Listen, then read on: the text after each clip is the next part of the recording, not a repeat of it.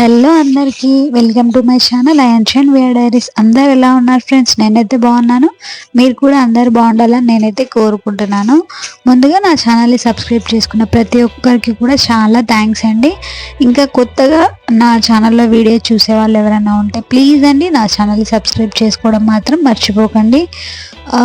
ఐఎన్షన్ VR diaries నా channel name వచ్చేసి ఏంటి ఈ శ్రావణంలో దమ్ బిర్యానీ రెసిపీ పెట్టాను ఏంటి అనుకుంటున్నారా? యాక్చువల్లీ శ్రావణంలో నేను నాన్ వెజ్ అయితే తిననండి. శ్రావణంలో లాస్ట్ డే నేను చికెన్ దమ్ బిర్యానీ చేశాను. ప్రాసెస్ అనేది నేను ఎప్పుడు వేరేలా చేసేదాన్ని, కాకపోతే ఈసారి కొత్తగా ట్రై చేశాను, చాలా బాగా వచ్చింది. సో ఆ రెసిపీ మీతో షేర్ చేసుకుందామని ఈ వీడియో అయితే పోస్ట్ చేశాను. చికెన్ దమ్ బిర్యానీకి మెయిన్ టేస్టీ వచ్చేది ఆనియన్స్తో కదా. సో ముందుగా మనమైతే ఆనియన్స్ అయితే కొంచెం క్వాంటిటీ ఎక్కువనే తీసుకొని కట్ చేసుకొని రెడ్ కలర్లో వచ్చేంత వరకు కూడా వేయించుకోవాలి. నెక్స్ట్ చికెన్ నేనైతే హాఫ్ కేజీ చికెన్ అయితే తీసుకున్నాను. బిర్యానీకి కాబట్టి పీసెస్ పెద్దగా ఉంటే బాగుంటుంది కదా, సో దానికోసమని పీసెస్ అయితే నేను పెద్దగా కట్ చేయించుకొచ్చాను. మామూలుగా మనకి లెగ్ పీసెస్ ఉంటేనే అది బిర్యానీ లుక్ ఉంటుంది కదా అని చెప్పేసి లెగ్ పీసెస్, ఇంకా వేరే పీసెస్ కూడా పెద్ద సైజులో ఉంటే మనకు బిర్యానీకి బాగుంటుందని నేనైతే ఆ విధంగా తీసుకున్నాను. సో దాంట్లోనే మనం కారం, ఉప్పు, అల్లం వెల్లుల్లి పేస్ట్, నెక్స్ట్ పసుపు, ధనియాల పొడి, గరం మసాలా, పెరుగు, మనం ఫ్రై చేసి పెట్టుకున్న ఆనియన్స్, నెక్స్ట్ కొత్తిమీర, పుదీనా వేసి మ్యాగ్నేట్ చేసి పెట్టుకోవాలండి. సో ఇవన్నీ కూడా చికెన్కి పట్టించిన తర్వాత మినిమం ఒక హాఫ్ అన్ అవర్ అయినా ఫ్రిడ్జ్లో పెట్టుకోవాలి. ఫ్రిడ్జ్లో పెట్టుకుంటే ఏమవుతుందంటే ఇవన్నీ మసాలాలు మనకి చికెన్కి మంచిగా పడతాయి అన్నమాట. ఇదే కాకుండా కొంచెం ఆయిల్ కూడా వేసుకోవాలి. కొంచెం ఆయిల్, కొంచెం నెయ్యి, నెక్స్ట్ కొంచెం నిమ్మరసం కూడా వేసుకోవాలి. టేస్ట్ ఇంకా చాలా బాగుంటుంది. ఇది బిర్యానీకనే కాదు, మామూలుగా మనం చికెన్ కర్రీ చేసిన ముందుగానే ఇవన్నీ కూడా మ్యాగ్నేట్ పెట్టుకొని మనం చికెన్ని ఫ్రై చేసుకుంటే కర్రీ కూడా చాలా బాగుంటుంది. మీరు ఒకసారి అలా ట్రై చేసి చూడండి. ఇది కాకుండా నెక్స్ట్ మీకు తెలిసిన ప్రాసెస్ ఏదైనా ఉన్నా కూడా నాకు కామెంట్ బాక్స్లో కామెంట్ చేయండి. నెక్స్ట్ నేను చేసిన ప్రాసెస్లో ఏమైనా మిస్టేక్స్ ఉన్నా కూడా నా కామెంట్ బాక్స్లో కామెంట్ చేయండి. ఇంకా నెక్స్ట్ మనం రైస్ తీసుకోవాలి. హాఫ్ కేజీ చికెన్ అన్నాను కదా, so half KG rice, half KG అంటే మనము 2 గ్లాసెస్ వేస్తే హాఫ్ కేజీ రైస్ అయితే వస్తుంది. నా దగ్గర ఉన్న గ్లాస్ అయితే అంతే. సో వాటిని 1-2 సార్లు మంచిగా కడుక్కొని వాటర్ 2 గ్లాస్ రైస్కి 3 గ్లాసెస్ వాటర్ అయితే పోయాలన్నమాట. సో ఆ విధంగా వాటర్ వేస్తే బిర్యానీకి మరీ మెత్తగా ఉంటే రైస్ బాగుండదు కదా. సో కొంచెం విడివిడిగా కావాలంటే కొన్ని వాటర్ తక్కువ వేసుకోవాలి.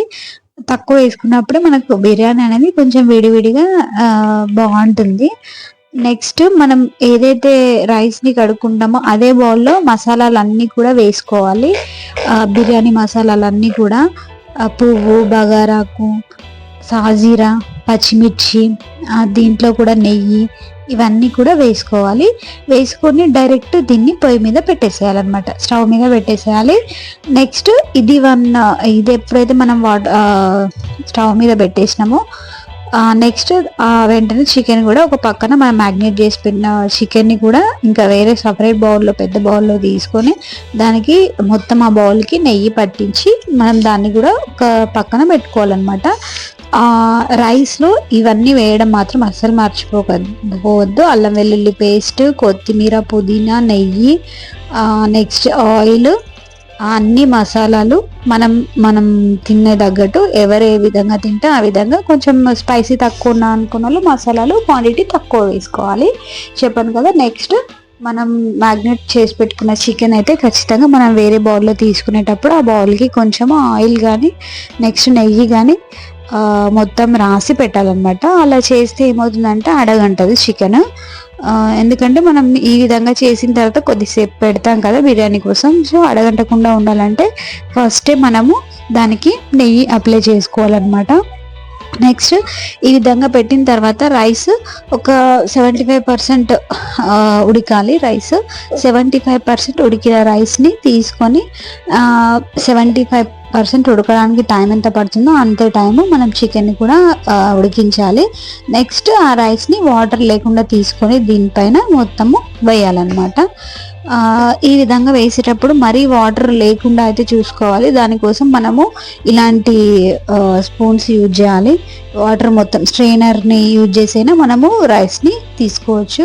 నెక్స్ట్ రైస్ వేసిన తర్వాత దానిపైన మనము రెడ్గా చేసుకున్న ఆనియన్స్, నెక్స్ట్ పుదీనా, కొత్తిమీర, నెక్స్ట్ మనం కలర్ఫుల్గా కనిపించడానికి ఫుడ్ కలర్ కూడా వేసుకోవచ్చు.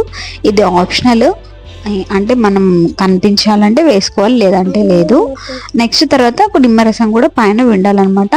మనం రైస్ చేసేటప్పుడు రైస్లో కూడా నిమ్మరసం పిండాలి ఖచ్చితంగా, అదైతే మర్చిపోవద్దు. రైస్లో మనం నిమ్మరసం పిండితే ఏమవుతుందంటే రైస్ అనేది ఒకదానికొకటి రైస్ అతుక్కోకుండా మంచిగా విడివిడిగా అవుతుంది అనమాట. నెక్స్ట్ మనము ఈ విధంగా పెట్టుకున్న తర్వాత ఒక 1/2 అవర్ ఇంకా గాలిపోకుండా మంచిగా దగ్గరికి మూత పెట్టేస్తే మనం పిండి అవన్నీ ఏం పెట్టనవసరం లేదు. జస్ట్ దానికి తగ్గట్టు మంచిగా క్యాప్ పెడితే ఇంకా వేడివేడిగా చికెన్ దమ్ బిర్యానీ అయితే రెడీ.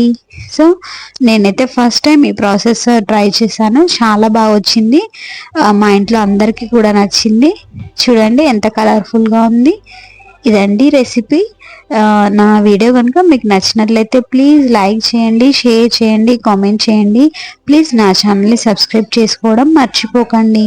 మా బాబు చూడండి, మా బాబుకి కూడా చాలా బాగా నచ్చింది చెప్తున్నాడు, తను కూడా టేస్ట్ బాగుందని చెప్పేసి. ప్లీజ్ నా ఛానల్ని సబ్స్క్రైబ్ చేసుకోమని మా బాబు కూడా చెప్తున్నాడండి. ప్లీజ్ అండి నా ఛానల్ని సబ్స్క్రైబ్ చేసుకోవడం మర్చిపోకండి.